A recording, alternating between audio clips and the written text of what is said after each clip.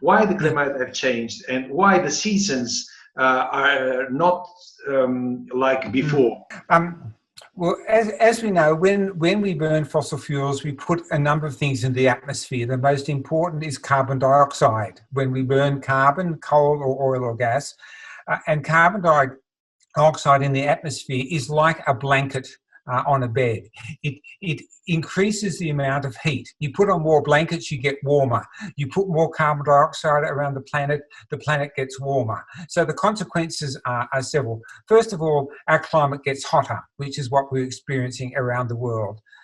Secondly, a lot of the weather becomes more extreme. For example, as the air gets hotter, it can hold more water vapor, so you can get more intense rainfall. So we see that the biggest cyclones around the world are getting stronger. We also know that as the climate changes, part of the weather systems move towards the poles, away from the temperate zone towards the poles. So what you're experiencing in Europe and we're experiencing here in southern Australia is less rainfall, because the rainfall that used to be with us is now moving, in your case, further north. So Northern Europe and Russia will get more rain, Mediterranean Europe will get less rain. And then, of course, you have another thing that with the warming in the Arctic, where the Arctic is warming at 3 times the global average, you're getting a destabilization of the weather pattern. So you're getting these extreme cold events, sweeping into particularly Northern Europe. I mean, unbelievable amounts of snow. So everything is becoming more extreme. The heat waves are hotter, the droughts are drier, the storms are stronger. I mean, you think we're putting more energy into the climate. You put more energy on the soccer field, you get more action. You put more energy in the climate, you get more action. Dr. Spratt, this is very important problem.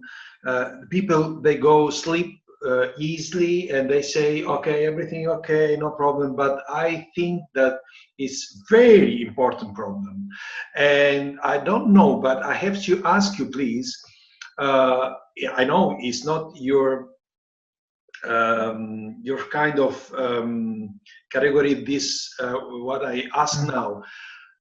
Maybe humanity ended or finished, let's say enter 2050 or maybe more. It is possible this? The climate today, the amount of carbon dioxide in the atmosphere is greater than since modern humans walked on this planet. So we are now creating a climate in the long term and weather day by day, which we haven't experienced before. This is a new story. Humans have never lived in these conditions before, and we don't know how we're going to live in them. This is a new story. The change seems very small, but a lot of small changes add up to a big change. And the scientists are saying, if we keep on going this way, the disruption, you can imagine in Mediterranean Europe that the food production will go down. We know it will go down in North Africa and the Middle East. Less water, less ability to grow crops, people starving, people wanting to shift. In Syria, we had a civil war that was in part triggered by a record-breaking drought. Extreme dryness caused by climate change, contributed to by climate change, produced conditions in Syria, and those changed climate conditions were one of the elements that led to the civil war. And that civil war then displaced millions of people into Europe. I mean, we've already seen this mass shifting of people who are looking for food and water. Now, that is just a little glimpse on what will happen in a much larger scale as things get worse. I mean, southern Spain will become desert with climate change. In your country, there will be less rain. There will be more extreme heat. Because of more heat and less rain, as we've seen in your country, in Spain, in Portugal, in Greece, there will be wildfires, fires that will destroy more of the country. This is the future we set for ourselves unless we stop using fossil fuels, very, very quickly. Yeah. The last question, Dr. Spratt. This is not yours answer, but I really be honored if you can answer, please. If finish everything here in Earth, we have alternative where we have to go. Well, we see that some of the richest billionaires in the world, whether it be Richard Branson or Jeff Bezos or Elon Musk, are spending a lot of money wanting to go and live on Mars.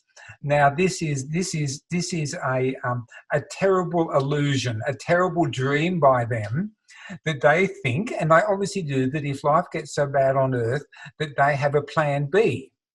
Now, this is ridiculous, because we know this won't work, but this is the sort of thinking that's going on, because we know that the business elite around the world, by their lack of action, think that they can survive in a hotter world, even if all of us don't. They have what we would call technological optimism, that they can solve this problem, but they really underestimate what's going on.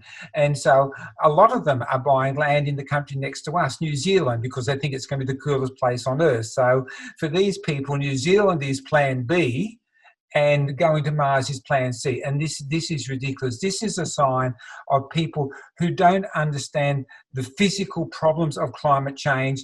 They don't understand that the social consequences will be, I mean, 13 years ago, American intelligence agents assessed the world at 2050 at 3 degrees, and they said the world, that nations and governments would break down, the relations between governments would break down, and they said the world would be characterized by the term outright chaos. This is what we're heading for. Now, if there's outright chaos, markets don't work. I mean, the capitalist elite believe that they can live in a world which is falling apart, and they can't. Sorry, because I do this question, but it's a great question. Really, yeah, it's fantastic, because I think you have to say, but because you are the professional here and you are the director of this research. So I think we have to research how to resolve the problems here, and not how to go out of this planet, right? Yeah. Yes. Look, it's really clear that if society wants to solve a problem, it can.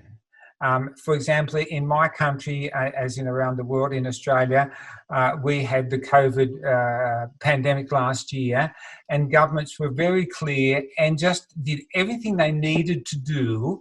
And in this country now, we no longer have any COVID, maybe 5 cases a day, because governments have said, and it's true in New Zealand and Taiwan and some other countries, governments have said, we are going to do whatever it takes to solve this problem.